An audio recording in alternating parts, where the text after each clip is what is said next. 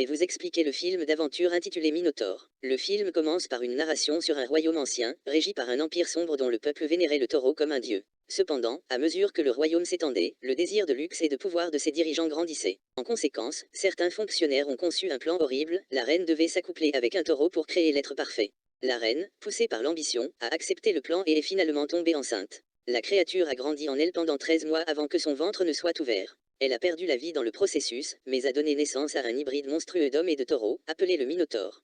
La population a alors commencé à vénérer le Minotaure comme leur dieu, ce qui a encore renforcé leur empire. Cependant, à mesure que la bête grandissait, son appétit insatiable pour la chair et le sang augmentait. En conséquence, il a été enfermé dans un labyrinthe pour éviter de causer des troubles. Le royaume a ensuite inventé une histoire selon laquelle le premier fils de la reine avait été tué par des villageois locaux. Ils ont également conçu une punition dans laquelle 8 jeunes gens du village sont sacrifiés au Minotaure tous les 3 ans. Les habitants terrifiés, car le temps du sacrifice est arrivé. Nous voyons ensuite notre protagoniste, Théo, qui est le fils du chef du village. Alors qu'il guide ses moutons avec son meilleur ami Danou, il remarque un lépreux, dont l'arrivée signifie de mauvaises nouvelles. Plus tard, Théo rencontre son père et discute de ce qu'il a vu plus tôt. Il est également bouleversé que sa bien-aimée, Fon, ait été emmenée lors du dernier sacrifice. Il admet qu'il lui manque toujours, mais son père l'exhorte à aller de l'avant. Le lendemain matin, Théo remarque des loups s'approchant de ses moutons pour les attaquer. Il se précipite à leur secours, mais l'un d'eux finit par être tué. Théo chasse ensuite les loups et arrive bientôt dans une mystérieuse grotte où il trouve le lépreux l'attendant. Le lépreux porte un amulette cassé, ce qui choque Théo, car elle appartenait à sa bien-aimée Fon. Il s'avère que lorsqu'ils l'ont emmenée, elle a laissé tomber l'amulette, qui s'est brisée en 2 morceaux, un pour elle et l'autre pour Théo. Le lépreux révèle ensuite que Fon est toujours en vie et a été kidnappé dans le château. Théo pense qu'il bluffe, mais il insiste sur le fait qu'il dit la vérité. Il révèle également que pour sauver Fon, il doit d'abord tuer la bête. De retour chez lui, Théo parle avec son père et l'informe de ce que le lépreux a dit. Cependant, son père rejette cela comme des mensonges et accuse le lépreux de manipuler Théo. Il dit que le Minotaure est un dieu et qu'un humain ordinaire ne peut pas le tuer. Cependant, Théo répond que la personne qui est censée porter ses enfants est partie. Le soir, des soldats royaux arrivent pour appréhender les jeunes gens pour le sacrifice. Ils commencent à s'aimer le chaos et à traîner violemment de nombreux villageois. Pendant ce temps, Théo regarde la scène de loin et ne peut pas oublier ce que le lépreux lui a dit. Il imagine sa bien-aimée Fon l'attendant pour qu'il la sauve. Il se précipite donc vers l'une des femmes capturées, la libère et prend sa place. Le groupe de captifs comprend Danou, Morna, Dé, Vina, Zico, Taïro et Nan. Ils sont tout choqués de voir Théo parmi eux, car il est le fils du chef du village et ne devrait pas être ici. Lorsqu'on lui demande de dévoiler ses intentions, Théo révèle qu'il prévoit de tuer le Minotaure. Mais, tout comme son père, ses amis soutiennent également que le Minotaure est un dieu et qu'un humain ordinaire n'est pas capable de le tuer. Peu après, le groupe est amené au grand château où ils sont présentés au roi Dualon et à sa sœur Raphaëlla. Nous voyons qu'au milieu de la salle se trouve un profond labyrinthe couvert de grandes barres de fer. C'est ici que réside la bête, le Minotaure. Pendant ce temps, Dualon inspecte soigneusement les captifs et choisit Morna et Vina pour le sacrifice. Il justifie sans vergogne que les vierges sont ses préférées. Ensuite, Raphaëlla s'approche des filles et les fait inhaler un crâne de taureau. Cela semble les hypnotiser, et Raphaëlla cause encore plus de dommages en les embrassant de manière séduisante. Dualon déclare que leur chair excitée aura meilleur goût et que leur dieu sera satisfait. Il appelle ensuite le Minotaure, qui fait enfin son apparition dans le gouffre, faisant trembler tout le château. Les filles sont toujours hypnotisées par le gaz et sont prêtes à sauter dans le gouffre. Cependant, Théo réagit rapidement et les empêche de le faire. Il commence ensuite à se battre contre les soldats, et Taïro se joint également à lui, mais finalement, les soldats les maîtrisent facilement et les restreignent. Cela met Dualon très en colère, alors il ordonne que tout le groupe soit jeté dans une pièce. Il déclare ensuite qu'il le sacrifiera tous en même temps. Après, les captifs discutent de la raison pour laquelle le Minotaure est emprisonné sous terre s'il est un dieu. L'un d'eux argue que c'est parce qu'il est le dieu du monde sombre, mais Théo n'est pas d'accord, affirmant que ce n'est qu'une bête et rien de plus. Pendant ce temps, Raphaëlla demande à sa servante d'amener Théo dans ses appartements. Il s'avère que le lépreux l'a déjà informé de son arrivée imminente. Théo est alors amené dans la chambre de Raphaëlla, où elle le place sur le lit et commence à le séduire. Elle l'appelle même par son vrai nom, ce qui choque Théo puisqu'il ne l'a pas divulgué à quiconque ici. Elle essaie de faire l'amour avec lui, mais Théo la rejette et lui demande ce qu'elle veut.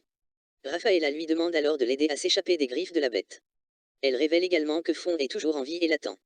Avant que Théo puisse répondre, Dualon fait irruption dans la chambre et réprimande sa sœur pour avoir séduit un tel vaurien. Théo essaie de fuir, mais il est rapidement mis hors de combat par les soldats. Dualon frappe ensuite sa sœur Ella.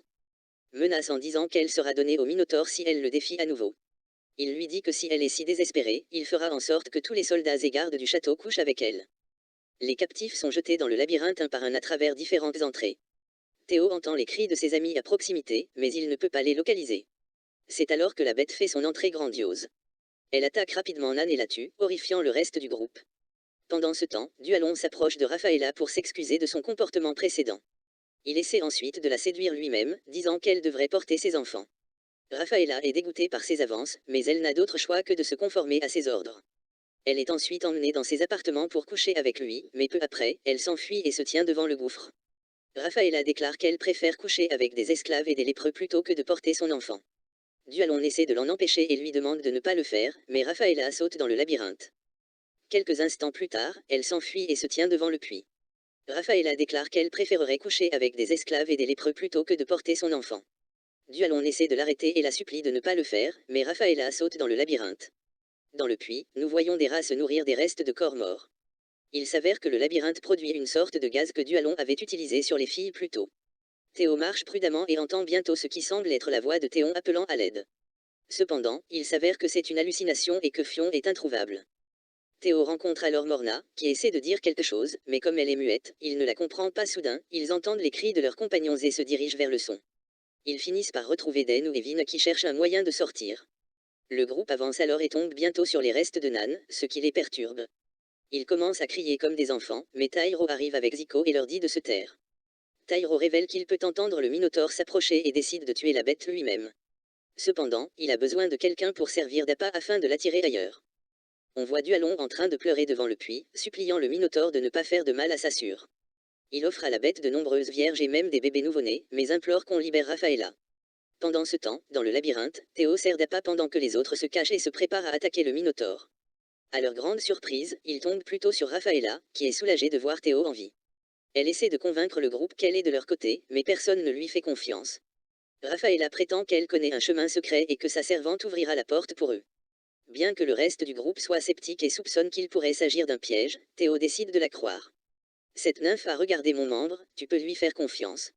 Cependant, Vina traite Rafaela de sorcière et l'accuse d'avoir ensorcelé Théo. Elle refuse de la suivre et se dirige dans la direction opposée. Rafaela demande à Théo de l'arrêter. Mais avant qu'il ne puisse agir, le Minotaure apparaît soudainement derrière Vina et l'empale avec ses cornes acérées, la tuant instantanément. La vue horrifie les autres et ils n'ont d'autre choix que de suivre Rafaela pour l'instant. Alors que le groupe avance, il tombe bientôt sur D, dans un état d'inconscience, mais Rafaela lui donne quelque chose, ce qui lui permet de se réveiller miraculeusement. De l'autre côté, la servante de Rafaela se prépare à ouvrir la porte de sortie, mais elle est finalement découverte par Dualon, qui l'accuse de trahison et l'exécute sur le champ. Peu après, les captifs atteignent la porte de sortie et Rafaela appelle sa servante pour l'ouvrir. Cependant, la porte reste fermée et personne ne répond de l'autre côté. Cela met tout le monde dans une situation désespérée et le groupe commence à accuser Rafaela de les avoir trompés. Il commence à frapper à la porte, mais cela n'attire que l'attention du Minotaure. Il arrive sur place en un rien de temps et empale brutalement Zico. Voyant cela, les autres paniquent et se dispersent dans le labyrinthe. Théo, Denu et Morna courent dans une direction, tandis que Dé et Tyro se dirigent dans l'autre, laissant Rafaela seule. Un peu plus tard, Théo, Denu et Morna rencontrent un homme nommé Tag, qui semble avoir vécu dans le labyrinthe pendant longtemps. Il révèle qu'il a survécu tout ce temps en mangeant des rats et des insectes. L'homme semble avoir perdu la raison, mais possède toujours des informations précieuses sur l'endroit. Il conduit le groupe à une petite ouverture entre les rochers où il se cache de la bête. Il leur montre également une carte qu'il a faite du labyrinthe, ce qui redonne de l'espoir à Théo. Il demande des nouvelles de Turag. Il hésite à répondre, devient si en colère qu'il commence à crier après lui. Malheureusement, cela attire le Minotaure, qui arrive bientôt en renversant plusieurs pierres. Fon est ma principale amie. D'autre part, un Dualon désespéré ordonne aux gardes d'ouvrir la porte du labyrinthe. Il appelle Rafaela, mais n'attire que l'attention du Minotaure qui se dirige alors vers lui. Dualon sacrifie rapidement le garde à la bête avant de se glisser à travers la porte et de la verrouiller derrière lui. Il pleure en parlant de retrouver sa sœur pendant que le Minotaure tue le garde à l'intérieur. Ailleurs, Tag montre enfin la position de Théon sur la carte, ce qui rend Théo très heureux. Ensuite, nous voyons Dé et Tyro tenter de grimper un mur pour s'échapper. Tyro parvient à atteindre le sommet, s'agrippe à une des barres de fer et encourage Dé à monter aussi. Il lui tend même la main et l'encourage à se dépêcher. Cependant, Dé est terrifiée en entendant la bête s'approcher. Tyro lui implore de ne pas regarder en bas, mais elle fait exactement cela et commence à crier de peur. Elle finit par tomber dans le puits où la bête la dévore en quelques secondes. Dans une autre scène, Théo arrive enfin à l'emplacement de Fon et la trouve. Il est ravi de la voir après tout ce temps et Fon révèle qu'elle l'attendait. Mais alors qu'il s'en lasse, elle se transforme soudain en cadavre et Théo réalise qu'il ne faisait qu'halluciner. Il éclate en larmes, réalisant enfin que Fon est vraiment parti et qu'il ne la reverra jamais. Non loin de là, Denu commence à chercher Théo et l'appelle. Malheureusement, il est bientôt retrouvé par le Minotaure et éliminé. Ses cris résonnent à travers le labyrinthe et Théo est dévasté de ne pas avoir pu sauver son meilleur ami. Dans sa colère, il jette son amulette contre les murs du labyrinthe, ce qui génère une étincelle qui allume un petit feu, le laissant sous le choc. Peu après, Théo est approché par Raphaëla qui est étonnamment encore en vie. Tous deux engagent alors une conversation tendue et elle révèle enfin la vérité sur le Minotaure. Raphaëla admet que c'est la bête qui a tué le plus vieux prince, mais pour éviter l'embarras, la famille royale a blâmé les villageois. Ils ont également créé la fausse punition de sacrifier 8 villageois. De plus, Fon est morte depuis longtemps et les CRS ont menti à Théo pour l'attirer ici afin de tuer la bête. Elle lui dit ensuite qu'il est leur seul espoir et l'exhorte à éliminer le Minotaure une fois pour toutes. Après cela, Raphaëla conduit Théo profondément dans le labyrinthe d'où ils extraient le gaz hallucinogène. Théo a compris à ce stade que le gaz est très sensible au feu. Pendant qu'il parle, le Minotaure arrive soudain sur les lieux. Avant qu'il ne puisse lancer une attaque, Tyro apparaît également et confronte la bête. Profitant de cette distraction, Théo emmène Raphaëla à un ruisseau voisin et lui demande de rester dans l'eau. Mais quand il revient au combat, il est horrifié de voir que Tyro a été brutalement empalé. N'ayant pas d'autre choix, Théo décide de confronter la bête de front. Il provoque le Minotaure et l'exhorte à l'attaquer. Ce dernier prend l'appât et charge vers lui dans un accès de rage, mais Théo esquive le coup à la dernière seconde. Cela provoque le Minotaure à s'écraser contre le mur, lui causant des blessures importantes et même à casser l'une de ses cornes. Avec la bête maintenant vulnérable, Théo utilise son amulette pour générer une autre étincelle sur les murs. Cela provoque une énorme explosion qui répand le feu à travers le labyrinthe et dans les couloirs du château. Heureusement, Théo et Raphaëla parviennent à survivre en se cachant dans un marais, mais ils sont horrifiés de découvrir que le Minotaure n'est toujours pas mort. Il attaque à nouveau Théo, mais le jeune homme lui enfonce une de ses cornes brisées dans la bouche. La bête blessée s'écrase alors contre une roche, ce qui lui transperce la tête et finit par le tuer. Après la mort finale du méchant, Théo et Raphaëla s'éloignent.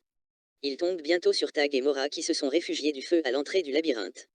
Le groupe sort alors pour découvrir le château en ruines et Dualon, mortellement blessé, sur le sol. Il est soulagé de voir sa survivante et lui demande de l'aider, mais Raphaëla lui répond en lui faisant un bisou d'adieu et l'étrangle jusqu'à la mort. Maintenant que le Minotaure et le roi Dualon sont éliminés, le sombre empire s'effondre et Théo devient une légende pour avoir tué le monstre. Abonnez-vous pour plus de vidéos comme celle-ci, activez les notifications et laissez un like pour aider la chaîne. Merci d'avoir regardé.